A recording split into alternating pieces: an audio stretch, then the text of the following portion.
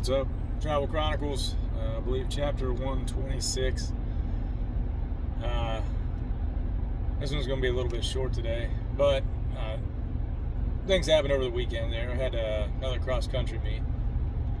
Daughter's running cross-country, her first time, and it's interesting, kind of eye-opening, I guess, to what a lot of teams experiencing in cross country, because when my son was coming up, they were like when he was a freshman, like they actually counted on him as a freshman to do some of the scoring. It's like the 4-5, and looking back, the way that he ran, what he was able to run in high school was pretty incredible, pretty impressive, honestly. And I'm just, you don't really realize that when you're in the moment and somebody's doing well. It's just kind of like you expect that, and you think everybody else is, capable of going out there and doing the same stuff, and you're just kind of waiting for everybody to catch up. And, a lot of people never catch up. And looking at, at least on the boys' side compared to where the boys were, like his team won 3 OVAC titles. They made it out of the district 3 times, so they were 3-time regional qualifiers. I think he qualified individually 3 times. He would have made it out of the district. And he was all OVAC twice, which you have to be in the top 30 of all of the 50 teams that run. So, even if every team has a number 1 guy, 20 guys aren't getting anything. But usually what happens is the 5A schools just kind of dominate that, and they'll have 20, like between 4 schools you'll have 20 spots taken up out of the top 30. That's just how it is. And then like these other teams may get 1 guy in, like in a 4A or a 3A, and then if you have a grade 2A runner, you may get 1 of them in, and that's just how, and then you're out of spots. I think West Virginia probably gets about 17 spots. Ohio's fighting for about 13. It's just how it works out. When you run against University, Morgantown, Wheeling Park, those are 3 really good big schools that are good at cross country. So, on that boys' side, looking back, it's, oh man, the Brinks truck is broken down on the side of the road. This looks like a heist movie. This could be a heist movie. Maybe I should get back and help. Little fee there. Anyway, so looking back, it's kind of impressive. So now, but during his freshman year, he made some mistakes during races, and that happens because freshmen have to learn how to run at the high school level. These different courses. You're running a Wednesday and then a Saturday. You're running late in the afternoon. You're running early morning. There's a lot to get used to about high school to be competitive, in a year or 2. And Faith has come in. She's a junior, but it's still her first year, so she's trying to figure these things out, like a freshman would, but as a junior. And Wednesday, they got 2nd place. Their team got 2nd. And I'm like, all right, hardware. This is what I'm more used to. We either get 1st or 2nd. That regardless of what the meet is. And usually like the smaller meets, like the Belmont County, the Buckeye 8 or something, like we're winning those. Like it's like 2nd's not even an option. Although I think the first year, no, like they even won it then. Like even when they were down, when he was a freshman, I think they still won a Buckeye 8. I think it was pretty remarkable stretch. They won like 7 or 8 years in a row. But, the girls got 2nd. And 2 of the freshmen had great races. Faith had a PR. She ran sub 27. First time she's done that. So, like all these young people, these new people had really good races. And the team got 2nd. So, in my mind, I'm like, maybe we can make it out of the district. Maybe this team's not, that bad, because they beat a St. Clairsville team that won the Buckeye 8 the week before on a Wednesday. And I'm like, maybe they can get out of the district now.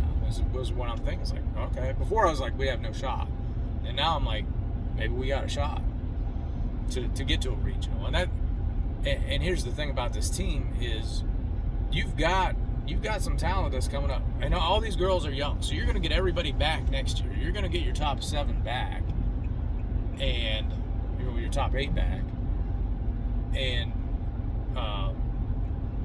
you're probably going to get a score from junior high that comes in right away and is in your top 5, somewhere. Like I said, same thing. Even as a freshman, she's going to have to learn these courses.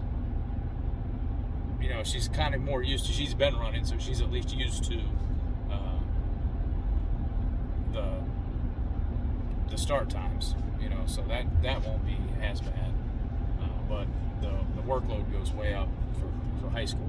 And that's kind of what happened to Faith. So they did good on Wednesday, and then they come into Saturday, and I don't want to say they laid an egg, but I think they came in like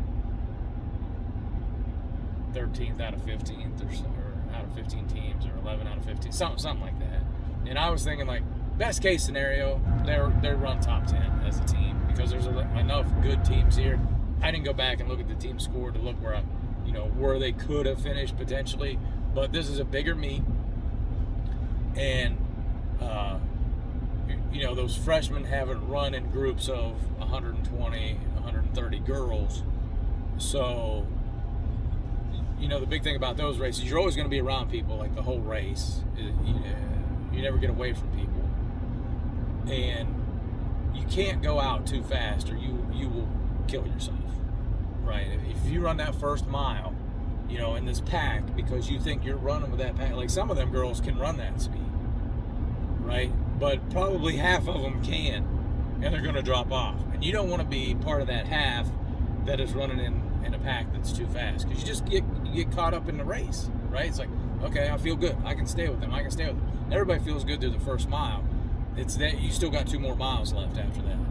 And the thing about cross country, there's no timeouts, there's no substitutions, and Faith went out entirely too fast. She ran like a 8:10, 8:15 minute first mile, which is that's in the 25s. That's 25 minute pace. So about 2 minutes faster than what she's ever ran. And I thought going into the race there was 2 possibilities. One, she runs a 25 just because the other girls speed her up, and she has to, and she figures it out. And she has a good race because it's mostly flat. So you're not going to get chewed up by a hill or something like that, which she kind of did Wednesday. or she runs 29 minutes. She goes out way too fast with a pack, and she can't maintain it, and she just drops. So I see her coming through before the first mile. She doesn't look that bad. To me, she doesn't look that bad. At the 1.5 mark, I run around, catch them coming through about 1.5 miles. Maybe it's about 1.75 miles. I keep waiting. I'm like, all right, where's Faith? All right, here comes this girl. Okay, Faith should be right. Where's Faith? She was ahead of this girl, right with her, and she ain't coming. When she does come, she's got a grimace on her face. She's almost half crying, and I'm like, okay, you went out too fast. Get your form back, get your breathing, and focus on this last 1.25 miles or so. And she's just like that when she's going by. That's not good. That's not good. And there's like a little loop. So I forget chasing, the leaders on our team. I'm right by her. I'm supporting her the rest of the race. And she comes through that second mile. I give her time. She's about maybe like 18, 19 minutes. If she runs, an 8-minute last mile, she's at her time. She ain't got it. And she looks at me. She's like, my knee and my ankle are killing me. She's like, I wish I could quit right now. I was like, that's not good. That's not good. She's like, I'm doing everything I can just to finish this race. I was like, okay, that's fine. Proud of you for gutting it out. She turned her ankle or did something to her ankle on Thursday at practice. But the girls had no rest. She's had no real rest. Coach gave them Saturday off last week because they didn't have a meet Saturday. They ran Wednesday, they were off Saturday. And she goes out to the fair, walks around for 8-9 hours, and then square dances for 3 hours. So the legs do not get a rest that day. The legs do not get a rest. Then Sunday they come in, they run their long run, their easy run. Then, practice Monday, practice Tuesday, and it's going to be easy practices, but she still hasn't given her legs a break. They come back Wednesday, hard effort, she PRs. Practice Thursday, she hurts her ankle. Off Friday, but we go to the ball game. She doesn't ice bath till late. They don't have her Smith's milk. And I'm like, I was like, this is good because it's throwing some wrenches into your routine a little bit.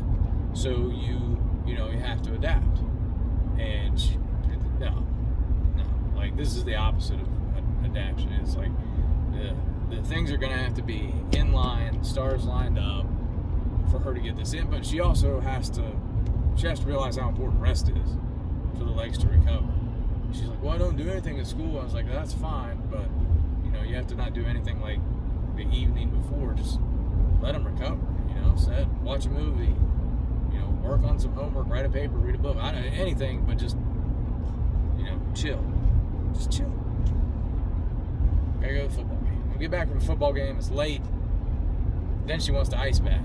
And I'm thinking in my head, I'm like, this is too late. It's too late.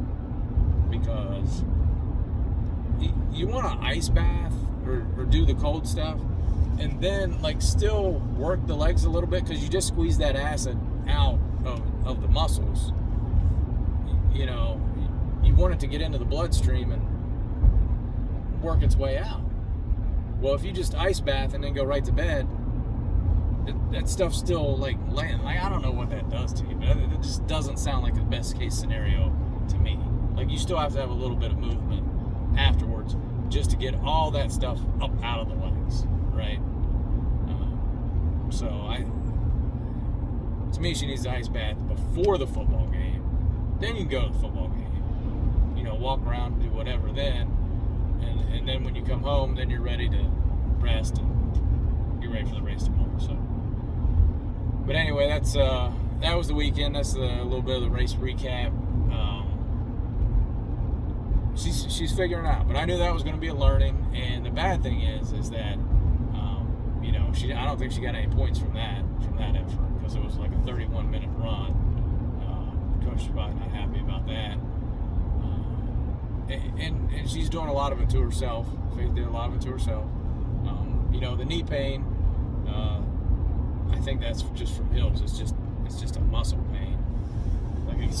Once again, rest would help that. But so I think Sunday, she got Sunday off. They're off for the next 2 weeks. They don't run again until the following Saturday.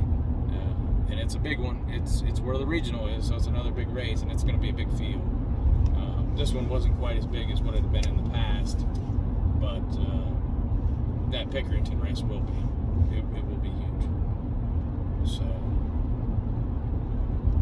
and that's where the regional is. So it's good practice if they can get their head right and get over the injuries.